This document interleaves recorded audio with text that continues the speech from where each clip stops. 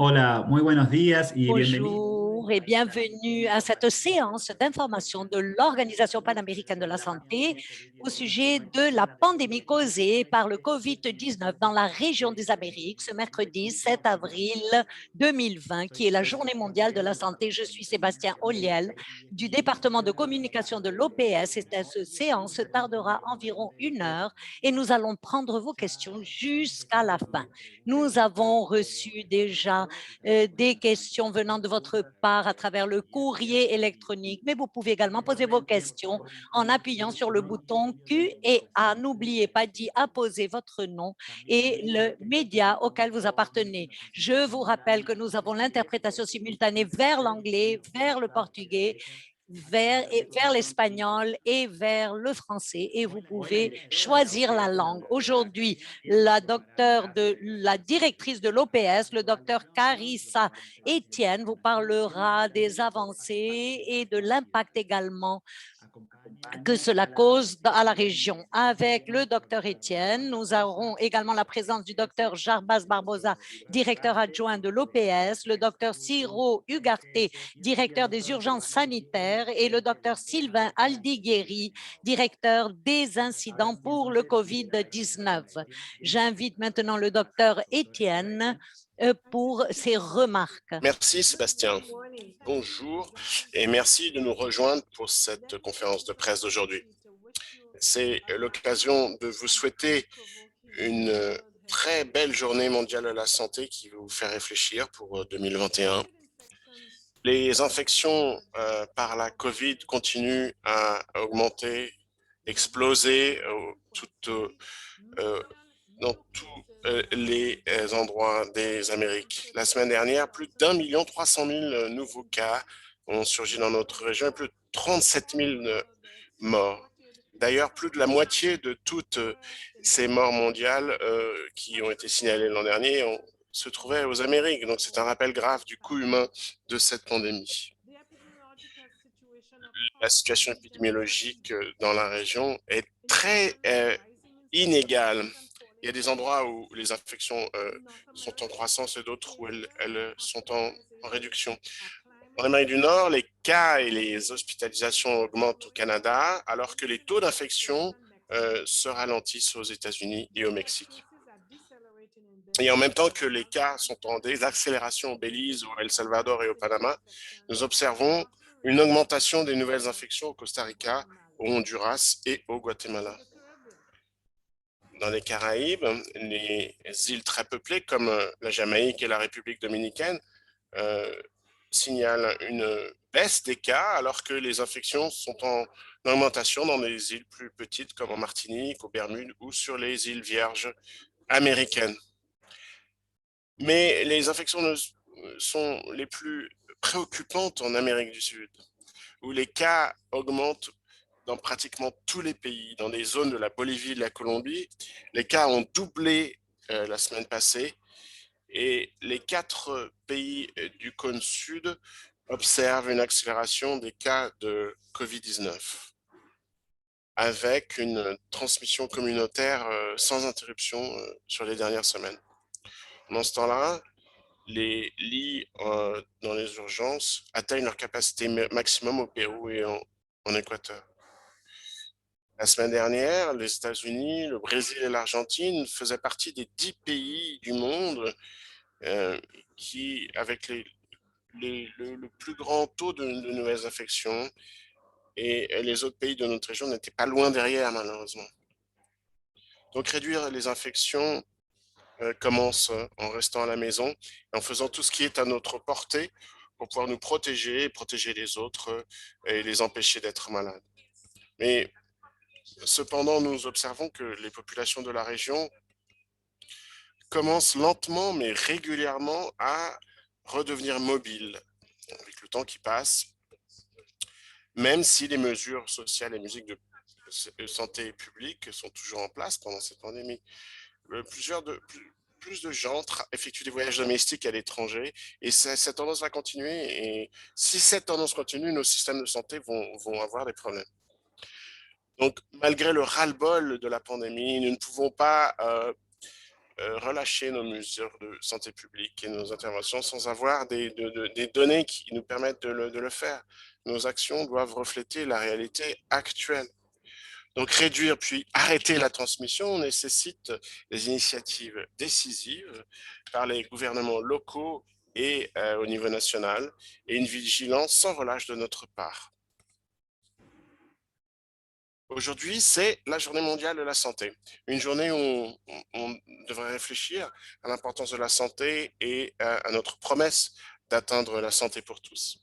Avec ce thème et ce slogan de cette année, Ensemble pour un monde plus juste et en meilleure santé, il n'y a pas de meilleur moment pour discuter de ce besoin de changement urgent. Depuis la semaine dernière, ce virus a malheureusement élargi le fossé qui sépare les gens dans cette région. Certains d'entre nous ont eu de la chance et peuvent continuer à travailler pendant la pandémie à partir de leur chez eux, inconfortable et sûr, mais la moitié de la force de travail, de la main-d'œuvre, malheureusement, dépend de l'économie informelle et rester chez eux serait signifier renoncer à leurs moyens de subsistance. Et de nombreuses autres personnes sur notre continent sont entrées dans le chômage. Pour eux et pour les 22 millions de gens qui sont tombés dans la misère cette année dans notre région, le fardeau financier de cette pandémie est dévastateur. Et donc, lutter contre la COVID-19 est impossible si nous ne traitons pas, ne luttons pas contre ces inégalités et ne soutenons pas les plus vulnérables. La bonne nouvelle, c'est que les vaccinations continuent à progresser dans notre région. Aujourd'hui, plus de 210 millions de doses de vaccins contre la COVID ont été administrées dans 49 pays et territoires sur le continent américain. Et jusqu'ici, le Fonds renouvelable de l'OPS a livré plus de 2 600 000 vaccins grâce au mécanisme COVAX à 26 pays. Et plus de 300 000 doses sont en chemin vers les Caraïbes. Mais bien évidemment, la vaccination n'est qu'une partie de notre réponse contre la COVID. Il nous faut continuer à dépendre des mesures de santé publique pour maintenir nos populations, nos pays en sécurité. C'est la raison pour laquelle l'OPS a développé une plateforme interactive sur laquelle les pays peuvent visualiser les mesures qui ont été mises en place et pourront comparer les changements survenus dans la mobilité des gens. Nous allons pouvoir observer des pics dans cette mobilité à certaines périodes, comme pour Noël, le 31 décembre et la Semaine Sainte, par exemple. De plus, l'OPS a développé des outils de modélisation pour améliorer la prévision immédiate au niveau national. Aujourd'hui, plus de 15 pays de l'Amérique latine et des Caraïbes utilisent cette plateforme pour signaler quelle est leur réponse à la pandémie et nous encourageons d'autres pays à entrer sur cette plateforme, à s'inscrire. Alors que c'est la Journée mondiale de la santé, nous demandons instamment aux pays qu'ils choisissent le thème de l'égalité comme directive pour leur réponse à la COVID. Les pays doivent donner la priorité aux investissements en santé pour que les gens restent en sécurité et que les économies restent fortes.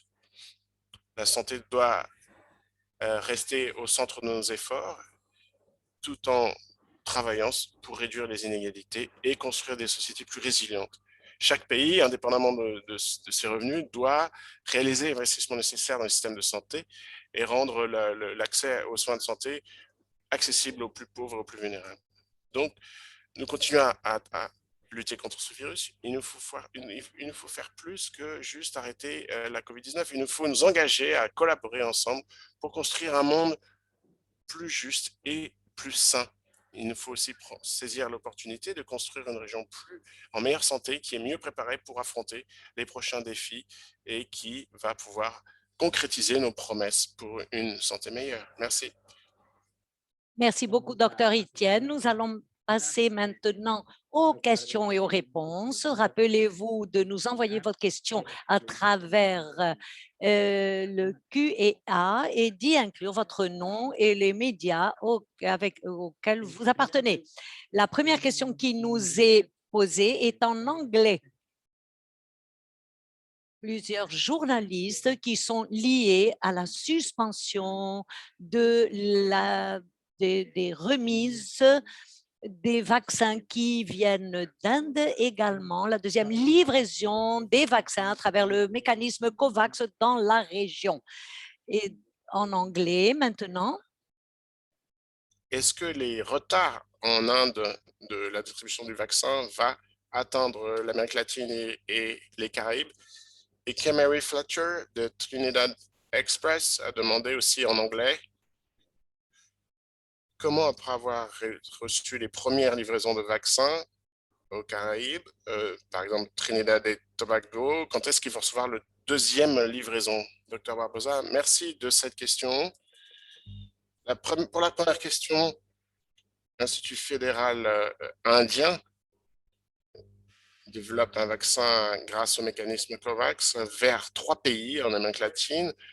Donc, le vaccin pour la Bolivie, le Nicaragua et Haïti. Donc, ces pays peuvent être touchés ici par une décision du gouvernement indien. Et le directeur général de l'OMS est en contact direct avec le gouvernement indien. Et il a demandé au gouvernement indien pour comprendre, parce que le COVAX avait un accord avec le gouvernement indien pour la production de vaccins et il est important de garantir que ces contrats puissent être honorés en entier pour que les vaccins soient livrables à tous ces pays, à ces 4 pays. Nous travaillons là-dessus non-stop et je crois que c'est une raison de plus pour montrer de la solidarité internationale et une coordination internationale pour comprendre que aucun pays ne sera protégé si tous les pays ne sont pas protégés. Donc, ici, il est très important de garantir que les vaccins promis pour avril et mai vont pouvoir être livrés dans ces 3 pays pour que cette région puisse être avoir ces livraisons pour de vrai. Nous avons commencé à livrer par le mécanisme COVAX, donc ça va être là. Nous finirons la première livraison à tous les pays de la région la semaine prochaine, donc que chaque pays soit prêt pour recevoir ces livraisons. Mais nous avons commencé les négociations avec les fabricants pour envoyer les volumes de doses qui seront déployés pour cette seconde livraison. L'idée, c'est de terminer cette deuxième livraison à la fin mai avec des destinations pour que chaque pays puisse couvrir 2% de leur population afin que le vaccin puisse être administré au groupe à plus grande priorité. Merci beaucoup, docteur. Les questions suivantes qui nous viennent de Luke Taylor du British Medical Journal et de Diego Conqueira de l'agence Reporter Brésil. En anglais, la première question. Luke Taylor demande, est-ce qu'il est plus clair que les crises de la COVID-19 brésilienne atteint la région et le reste du monde? Qu'est-ce que la communauté internationale devrait faire pour affronter cette crise brésilienne? Et Diego Junqueira, de Reporter Brésil, demande quel type d'aide l'OPS peut proposer au Brésil pour que ce pays puisse contrôler cette pandémie. Merci pour ces questions. Ça fait beaucoup de questions, au moins 3 questions. Bon, à ce moment, cette phase de la pandémie, le risque d'une épidémie massive dans cette région persiste dans tous les pays, mais parce que les pays n'implantent pas les méthodes de santé de façon assez stricte. Le professeur Etienne avait prévenu les pays la semaine dernière dans son speech. La situation au Brésil est préoccupante dans tout le pays, mais la préoccupation aussi est pour vis-à-vis des citoyens brésiliens eux-mêmes dans ce contexte de services de santé qui sont submergés par le nombre de cas à gérer dans les urgences.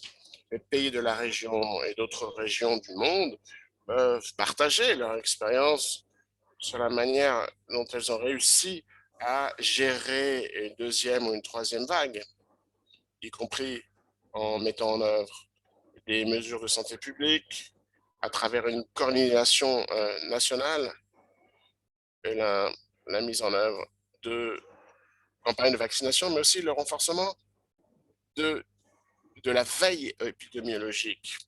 Donc, il y a des expériences à succès, il y en a beaucoup, que des pays européens ont mis en place et que d'autres pays d'Amérique du Sud pourraient partager avec le Brésil.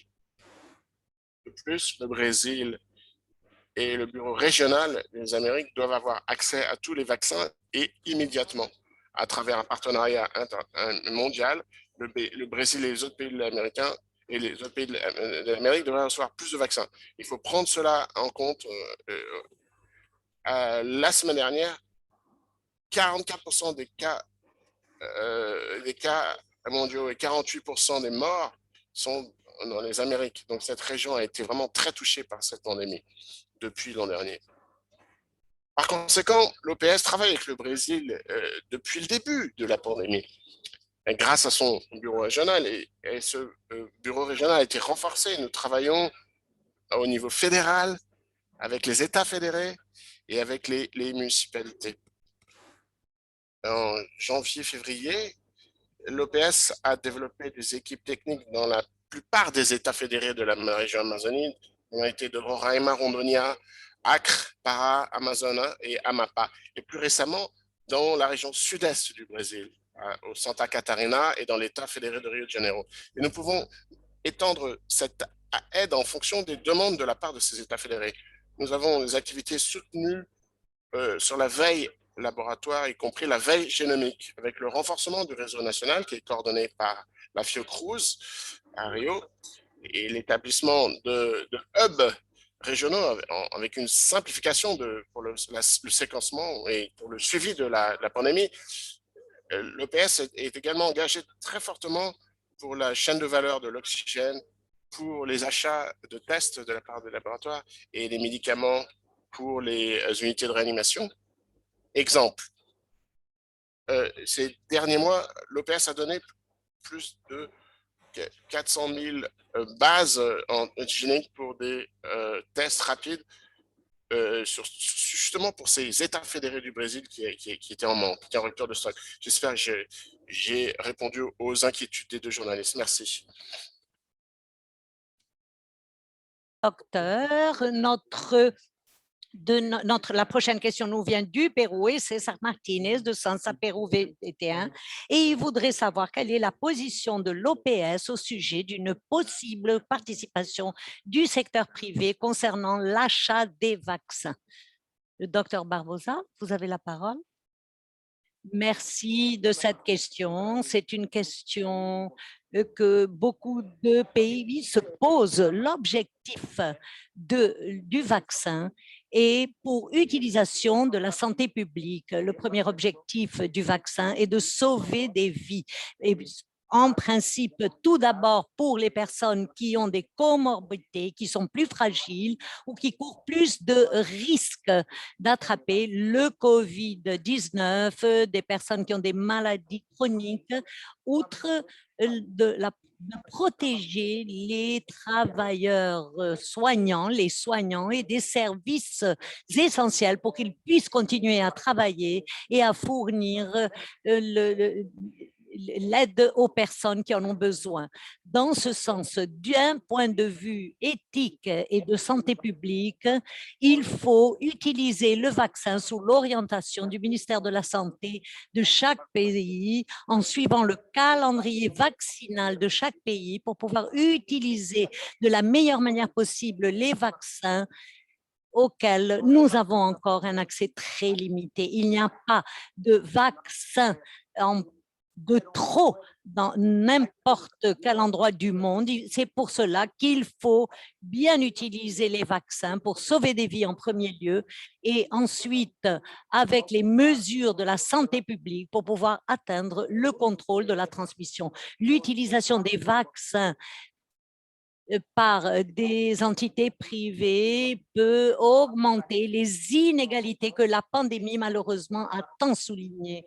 Et comme notre directrice l'a dit, ceci est le sujet principal de la Journée mondiale de la santé que nous fêtons aujourd'hui. Ce n'est pas possible qu'une population plus pauvre n'ait pas accès au vaccin et qu'une population plus jeune, mais qui a de l'argent, ait accès au vaccin. Le vaccin est là pour pouvoir sauver des vies et contrôler la transmission. Merci. Merci, Dr Barbosa.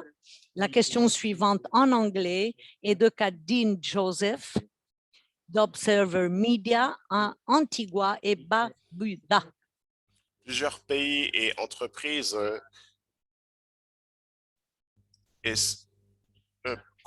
pensent réouvrir le tourisme l'été, par exemple Trinidad et Tobago. Est-ce que c'est un souci?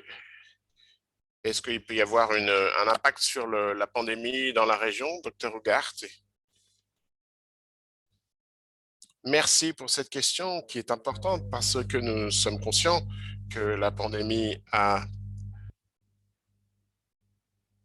touché, a atteint l'industrie du tourisme et du transport et il y a des pays qui dépendent étroitement de cela. Donc, il est impératif cependant d'agir avec précaution.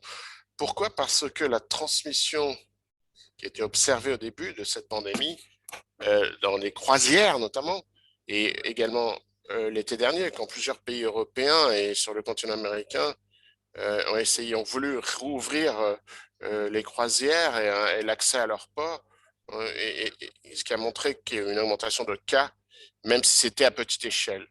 Donc, à ce sujet, il est très important d'établir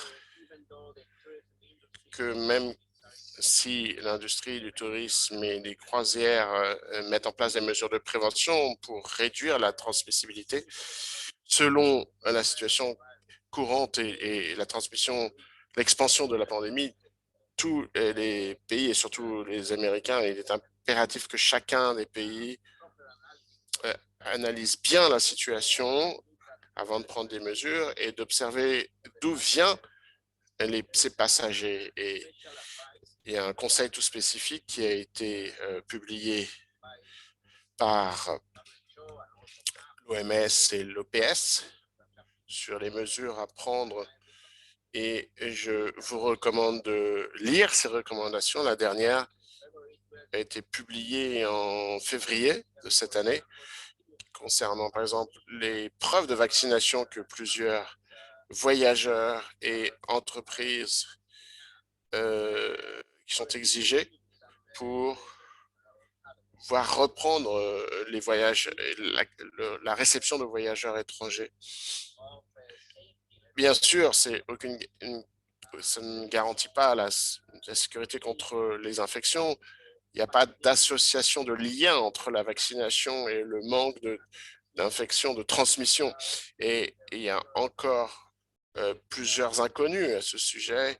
Donc, c'est important de souligner également que les États-Unis ont publié, le CDC, à une nouvelle directive et de nouvelles recommandations le 2 avril, mais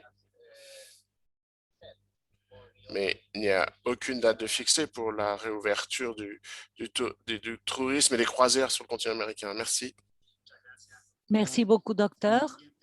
La question suivante est liée aux variants de deux journalistes, Gabrielle, qui est correspondante de la télévision japonaise, et Juliana de Petropolis au Brésil, Gabriela nous demande si nous pouvons mettre à jour concernant les variants qui ont été détectés dans plusieurs pays d'Amérique centrale et des Caraïbes. Et Juliana Comtaifer nous demande si le réseau de surveillance génomique du COVID peut dire combien de séquences génétiques a-t-il été réalisé depuis maintenant au Brésil en général et quelle est l'importance de réaliser cette séquençation pour l'avenir de la pandémie et qu'est-ce qu'il manquerait pour pouvoir augmenter la capacité des tests?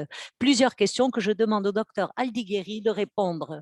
Merci beaucoup pour cette liste de questions que j'essaierai de répondre et je vais essayer de les rassembler. Le 5 avril, 35 pays et territoires de la région avaient reporté tout au moins un variant d'une grande préoccupation. Mais 20 de ces pays et territoires avaient détecté le variant P1.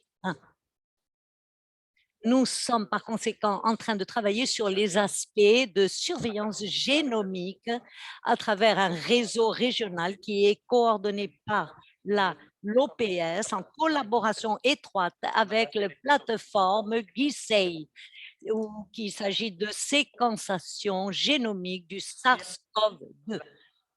À l'heure actuelle, avec la base de données qui comprend toutes ces données de plusieurs pays du monde, il y a des notifications de plus de 5 500 séquencements du Brésil qui sont reportés par les différents laboratoires du Brésil. Et pourquoi cela est-il important? Avec ces informations de séquence, l'on peut comprendre la dynamique de la séquenciation virale, y compris les différentes introductions. En outre, les données des séquences sont importantes pour fournir des informations au sujet des lignages circulants pour contraster avec les compositions des vaccins et également au sujet du diagnostic moléculaire pour savoir ce que nous sommes en train d'utiliser dans toutes les régions, ainsi que le développement de médicaments antiviraux. Par conséquent, nous sommes en train de travailler avec ce réseau régional pour pouvoir augmenter la capacité de séquenciation dans la région. Mais un point qui est aussi important que la séquenciation, c'est la qualité. Les séquences qui sont reportées doivent être d'une bonne qualité pour qu'elles puissent être bien analysées et avoir un impact sur nos décisions d'opération. L'OPS ne fait pas que soutenir la mise en œuvre de la capacité de séquenciation, mais elle le soutient à travers des protocoles réactifs pour obtenir une meilleure qualité de séquence. La séquenciation de nouvelle génération est une méthodologie qui peut coûter très cher, qui demande d'avoir une grande capacité technique pour l'analyse des résultats, et c'est pour cela que les pays doivent s'aider mutuellement et ayant pour objectif la durabilité, y compris l'accès aux réactifs et en ayant des ressources humaines qui soient bien formées et qui soient toujours présentes. Et j'espère avoir répondu à cette longue série de questions à ce sujet. Merci. Merci beaucoup. Et la question suivante nous vient du Nicaragua, d'Abigail Gallo de Radio Corporation. Il nous dit que le Nicaragua continue la vaccination aux personnes de plus de 66 ans, mais n'a pas pour priorité les médecins du pays. Quelles sont les recommandations par conséquent de l'OPS à ce sujet, en tenant compte que les médecins de première ligne seront ceux qui s'occuperont des malades. Et également, il dit que concernant la Pâque et la Semaine sainte, plus de 3 millions de personnes se sont mouvementés et ceci touche les médecins et ils craignent une contagion plus importante concernant le COVID-19. Merci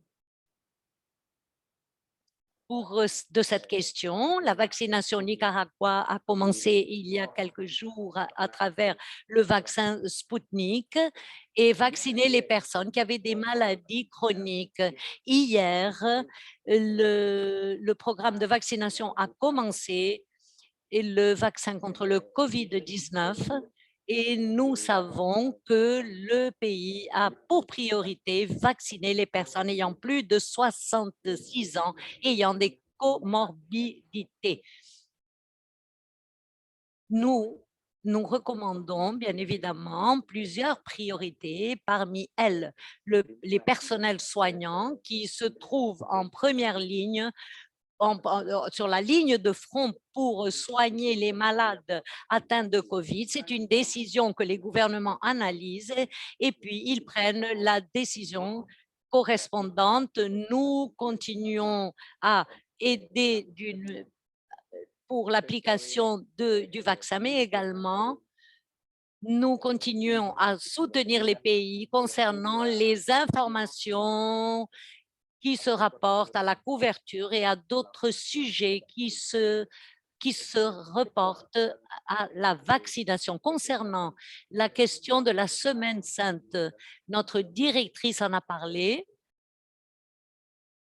En ce qui concerne le vaccin et la diminution des cas, la réduction des cas dans certains pays ou dans certaines zones, ceci ne doit pas dire qu'il y a la possibilité de continuer à relaxer les mesures. Lorsqu'on promeut des événements, quand les personnes se rassemblent sans l'utilisation du masque ou sans se laver les mains ou sans les gestes barrières, ou les cas alors augmenteront d'une manière significative. Nous espérons que ceci n'ait pas lieu au Nicaragua. C'est un appel que nous faisons à la population.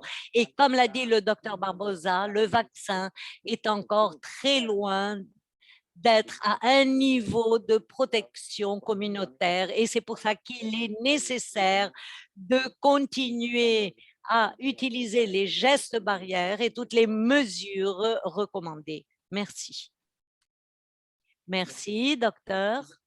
La question suivante nous vient en anglais de Donald Y a-t-il Ziegler. une manière d'augmenter la production des vaccins sur le continent américain?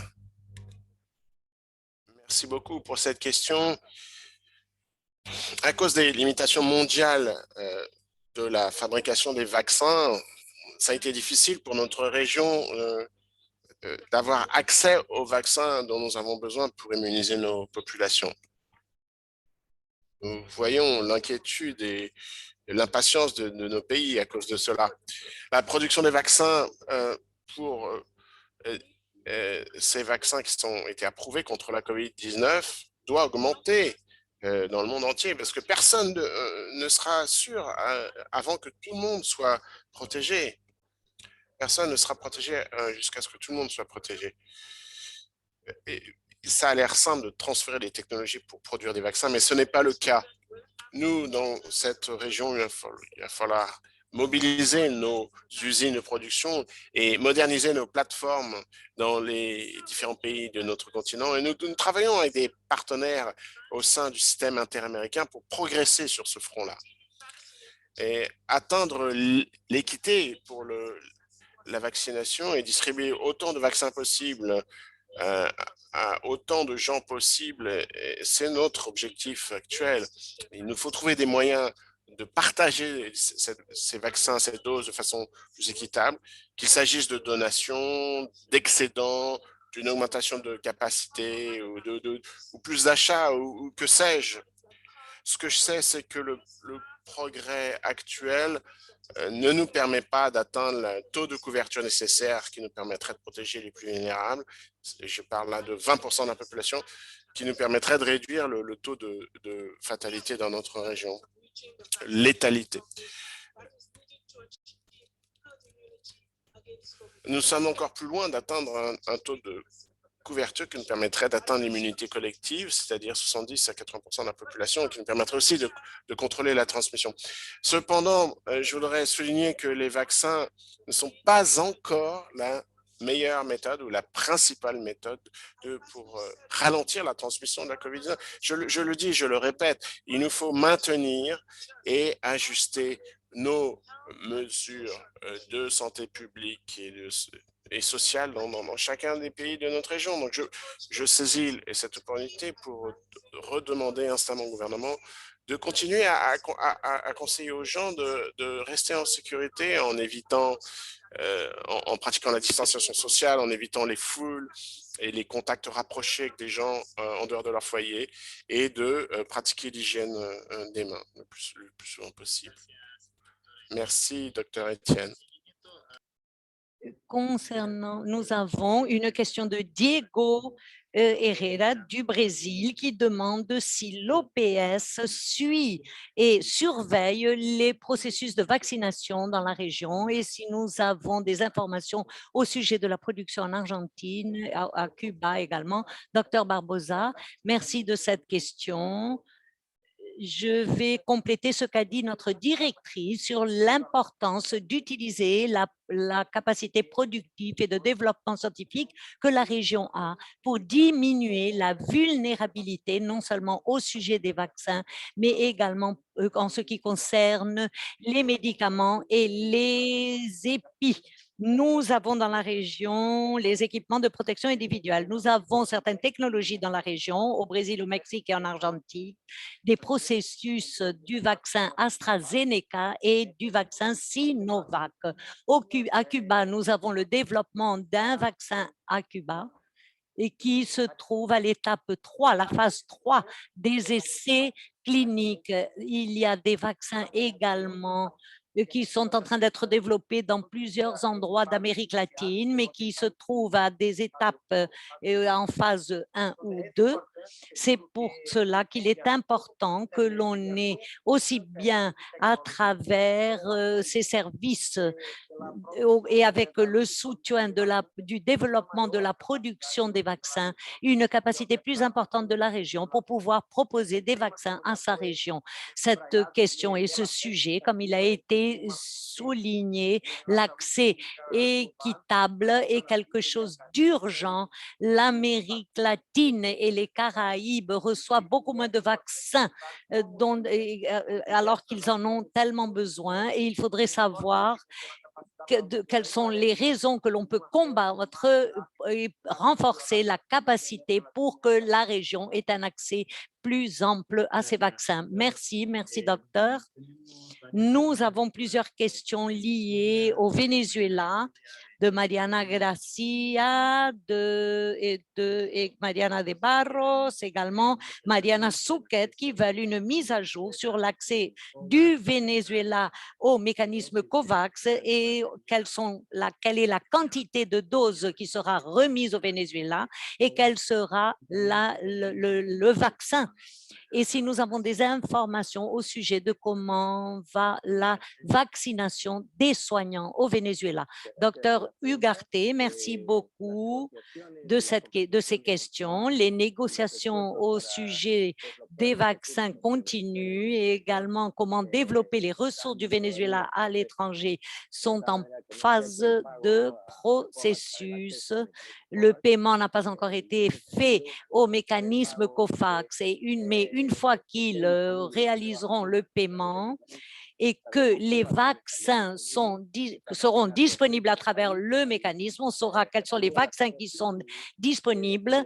Le pays va analyser les conditions, va dire s'il est d'accord ou s'il n'est pas d'accord, et ceci est en accord avec la disponibilité des vaccins qui aurait lieu les prochaines semaines à travers le mécanisme COVAX. Il s'agit par conséquent d'un processus qui est en cours et cela dépend des négociations et des conversations qui sont en train d'avoir lieu au Venezuela. Nous espérons que ces négociations puissent continuer et d'un autre côté, l'application du vaccin, le processus continue au Venezuela. Les informations que nous avons sont les mêmes que nous avons, que les médias ont. Notre soutien est opérationnel et également de conseil et nous n'avons pas d'autres informations à vous donner à ce sujet. Merci. Merci, docteur.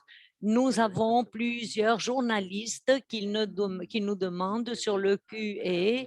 David Alvarado de Newsday, de Trinité de Tobago, également de la télévision du Mexique, de Uno TV au Mexique et Carmen Pound des Bahamas, de Jasmine Brown, qui veulent savoir, après ce qui a été annoncé par l'Agence européenne du médicament au sujet du vaccin AstraZeneca, quelle est la recommandation de l'OPS? Docteur Albigueri, merci Sébastien pour cette série de questions. Lors des campagnes de vaccination massive, comme ceci se passe dans plusieurs régions du monde, il est naturel que les pays puissent signaler des effets secondaires concernant le vaccin. Cela ne veut pas dire que ces événements soient en rapport avec la vaccination en soi, mais bien évidemment, il faut l'étudier d'une manière très stricte. Nous savons que le système de surveillance des effets secondaires fonctionne et qu'il y a des contrôles effectifs. L'OMS est en contact régulier avec l'EMA, AEM, l'Agence européenne du médicament, et avec d'autres entités de réglementation du monde entier pour obtenir plus d'informations et qui soient plus récentes au sujet de la sécurité de tous les vaccins contre le COVID-19, y compris le vaccin produit par AstraZeneca. À l'heure actuelle, l'AEM, l'Agence européenne du médicament, disent qu'ils continuent à évaluer les données de sécurité disponibles concernant le vaccin AstraZeneca avec l'OMS. L'évaluation de l'AEM montre qu'il a été enregistré 62 cas de troubles rares concernant la coagulation intravasculaire ou alors des thromboses. 62 cas de troubles pour 32 millions de doses administrées. Avec cette information disponible à l'heure actuelle, l'OMS et l'AEM considèrent que les bénéfices du vaccin pour le COVID-19 AstraZeneca face à des risques de morbimortalité qu'implique le COVID-19, les bénéfices continuent à surmonter les risques et ils recommandent que la vaccination continue à avoir lieu. Dans ce contexte, ce qui est recommandé, c'est qu'un suivi strict de la sécurité de tous les vaccins contre le COVID-19 soit fait et que l'on notifie et que l'on recherche tous les effets secondaires reportés. J'espère avoir répondu aux préoccupations de nos collègues journalistes. Merci. Merci, docteur. Les questions suivantes viennent de Michael Stott de Financial Times à Londres et de Marcela Vélez du Diario Financiero du Chili en anglais. Pourquoi croyez-vous que le Chili connaît une croissance importante dans les infections, même s'il a un taux de vaccination très important sur le continent américain? Est-ce que c'est à cause de la prévalence du variant P1 brésilien ou des mauvais résultats des vaccins qui sont utilisés au Chili? Est-ce que vous pourriez, Dr Barbosa, répondre, s'il vous plaît? Merci pour cette question très importante. Je crois qu'il est important de rappeler qu'il ne s'agit pas de la première vague Ce n'est pas la première fois que nous voyons des cas arriver au Chili ou dans le reste de l'Amérique du Sud. Nous avons maintenant plus d'1 an d'expérience avec la COVID et nous savons ce qui peut fonctionner pour réduire la vitesse de la transmission. Nous savons ce qui permet de la contrôler, cette transmission. Donc, il est important de garder à l'esprit que les mêmes mesures qui ont réussi à contrôler la transmission l'an dernier contre le virus originel continuent à fonctionner contre les nouveaux variants. Donc, je crois que c'est très important de rappeler aux gens de garder leur masque, de maintenir la distanciation sociale, d'éviter les foules et les endroits de contact rapproché et de surveiller la situation de façon très rapprochée et de façon très prudente dans les endroits où la transmission augmente pour adopter des mesures adaptées pour réduire cette vitesse de transmission. Donc, c'est très important parce que les vaccins ne suffiront pas à stopper la transmission ni cette semaine ou la semaine prochaine. Et le Chili est très bons exemples de progrès, de régression dans en France et d'autres pays, dans beaucoup de parties du monde où on a vu un début de la campagne de vaccination, mais qui continue à observer des pics même avec la mise en place des mesures de santé publique. Nous savons qu'elles peuvent être quand même efficaces pour réduire la transmission. Et pourquoi cela? Parce que les campagnes de vaccination, pour qu'elles marchent, pour qu'elles arrivent à contrôler la transmission, doivent attendre un taux de couverture très important. Certains modèles, les modèles statistiques parlent d'au moins 7% de la population couverte par 2 doses de vaccin, ou d'autres parlent de 80%. Donc, nous ne savons pas encore quel est le niveau qui permettra d'atteindre cette immunité collective. C'est la raison pour laquelle, alors que nous battons pour obtenir plus de doses en Amérique latine et dans les Caraïbes, il est très important, il est crucial même de maintenir toutes les autres mesures qui peuvent éviter la transmission, que ce soit par le virus originel ou par les variants. Il n'y a aucun variant qui ne puisse pas être stoppé par les mesures de santé publique dont nous savons que dans les preuves scientifiques qui réduisent la vitesse de la transmission et évitent les flambées, évitent aussi les hospitalisations en réanimation qui sont fréquents pendant ces flambées, ces pics. Merci, docteur. La question suivante nous vient du Mexique. On demande si l'OPS recommande aux vacanciers qui reviennent du week-end prolongé qu'ils fassent des tests contre le COVID-19. Merci de cette question dans cette période de Pâques. Les recommandations de l'OPS n'ont pas changé pour répondre à un contexte de mouvement et de voyage. Nous recommandons que ceux qui surveillent leur état de santé, qui contactent des autorités s'ils ont des symptômes et surtout qu'ils respectent des mesures de protection, des gestes barrières, la distanciation physique et sociale d'après ce qui a été disposé par les normes étatiques en réponse au COVID-19. Lors d'une pandémie, le monde se transforme en un village et les ressources de laboratoire doivent être utilisées d'une manière rationnelle et raisonnable. Et là où ces ressources de laboratoire ont un impact plus important pour la protection de la santé. Ainsi, nous savons que les autorités de la ville de Mexico a recommandé aux personnes aux personnes qui reviennent de vacances ou qui sont des cas contacts ou qui ont des symptômes, qu'ils se dirigent au poste de santé ou au dispensaire pour des tests. J'espère avoir répondu à la question de la journaliste Uno TV.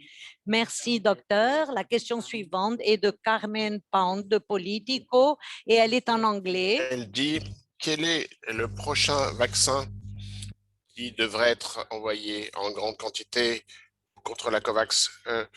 Johnson Johnson, au Coronavax, quel est le plus grand objectif pour le mécanisme COVAX? Merci pour cette question. Je crois que nous sommes tous préoccupés et nous voulons avoir plus de vaccins. Donc, le mécanisme COVAX travaille avec le fabricant AstraZeneca, qui a 2 nouveaux sites de production en Europe, un en Italie, l'autre en Espagne, qui vont produire des vaccins pour le mécanisme COVAX. Nous attendons que peut-être la semaine prochaine, ces 2 nouveaux sites de production vont recevoir l'autorisation de fonctionner d'urgence de la part de l'OMS pour qu'ils soient capables d'entrer en fonctionnement, parce que c'est très important, parce que beaucoup de pays d'Amérique latine et des Caraïbes devraient recevoir des lots de ces 2 sites de production. Nous devons recevoir des vaccins de la part de Pfizer en juin, en nombre limité. Ce n'est pas le montant dont nous aurons besoin pour la région, mais également Janssen devrait développer la production en juin et juillet. Donc, c'est la perspective avec laquelle nous travaillons. Et donc, nous voulons mobiliser les chefs d'État, les directeurs pour essayer de changer cette situation. Nous en parlons dans les conférences de presse toutes les semaines pour garantir qu'il faut que nous travaillions de façon plus coordonnée et de façon plus solidaire pour garantir que les pays dont nous parlons vont recevoir les vaccins dont ils en ont besoin à ce rythme-là. Donc, le mécanisme COVAX et le fonds renouvelable discutent avec ces fabricants, mais il existe une limitation ces jours-ci. Ces producteurs se sont engagés à livrer des grandes quantités de vaccins aux pays développés. Donc, s'il n'y a pas d'accord mondial, une solution globale mondiale pour débloquer plus de vaccins de la part de ces fabricants, nous aurons des problèmes d'accès jusqu'à encore quelques mois. Merci beaucoup, Dr Barbosa. La question suivante nous vient de Manuel Pérez de l'agence EFE de la République dominicaine, et Jacqueline Villeda nous pose une question similaire. Manuel nous demande s'il y a une prévision de quand se fera la première livraison au Haïti à travers le mécanisme COVAX et s'il y a un vaccin alternatif AstraZeneca. Docteur Ugarte, est-ce que vous pourriez répondre à cette question, s'il vous plaît? Haïti a été un des pays où a réalisé un travail très important quant au processus de préparation pour recevoir le vaccin. Néanmoins, il y a certains processus administratifs et légaux concernant l'acquisition des vaccins qui n'ont été réalisés qu'il y a quelques jours. Par conséquent, Haïti est maintenant en mesure de recevoir les premières livraisons. Il y a eu une première distribution de vaccins prévue pour Haïti, et ainsi, il nous faut terminer les processus administratifs pour qu'Haïti puisse recevoir ces vaccins. Nous travaillons ardument avec le gouvernement, le ministère de la Santé, etc., pour que Haïti puisse recevoir le vaccin le plus rapidement possible et commence son processus de vaccination le plus tôt possible. Nous sommes attentifs aux vaccins qui seront disponibles et nous sommes certains qu'Haïti Haïti recevra ces vaccins en quantité suffisante pour vacciner sa population. Merci, docteur. Et la prochaine question est de Kapim Joseph, qui vient de l'Observer Media d'Antigua-Barbuda en anglais. Est-ce qu'il y a eu des améliorations dans l'accès au vaccin pour le mécanisme COVAX, vu que plus de leaders mondiaux condamnent le nationalisme du vaccin et d'autres journalistes aussi? En quoi les inégalités impactent la réponse contre le COVID-19? Merci à ces journalistes pour ces questions. C'est ironique que ce nationalisme du vaccin soit un des problèmes parce que le mécanisme COVAX a été conçu pour lutter contre cela. En travaillant en commun au sein de ce mécanisme, nous travaillons pour que tout le monde ait accès au vaccin contre la COVID. COVAX, c'est une approche mondiale à la pandémie pour garantir que les gens dans le monde entier aient accès à des vaccins contre la COVID-19, indépendamment de leur situation économique et leur richesse. Alors, cela prend du temps de fabriquer et de distribuer suffisamment de vaccins à tous les pays à travers ce mécanisme COVAX, mais c'est toujours la meilleure approche qui permettra de réduire quelques-unes des inégalités de notre région. C'est très important pour les Amériques, où nos migrants et les communautés autochtones et la plupart des gens qui vivent dans des endroits, zones rurales et dans des endroits éloignés, ont peu d'accès aux soins de santé. Ils sont très vulnérables, très exposés. Aujourd'hui, près d'un quart de notre population est exposée à une manifestation sévère de la COVID à cause de situations de maladies préexistantes comme le diabète, l'hypertension et l'obésité. Dans notre région, les femmes aussi endossent le fardeau, un fardeau plus élevé, autant à la maison qu'au travail. Et elles s'occupent des dépendants et elles représentent 110% de nos professionnels de santé. Et elles travaillent également beaucoup dans les épiceries, les magasins, les transports publics et les crèches et garderies. Nos enfants sont aussi touchés par cette pandémie. 114 millions d'enfants à travers notre région prennent du retard dans leur enseignement, dans leur éducation. Donc,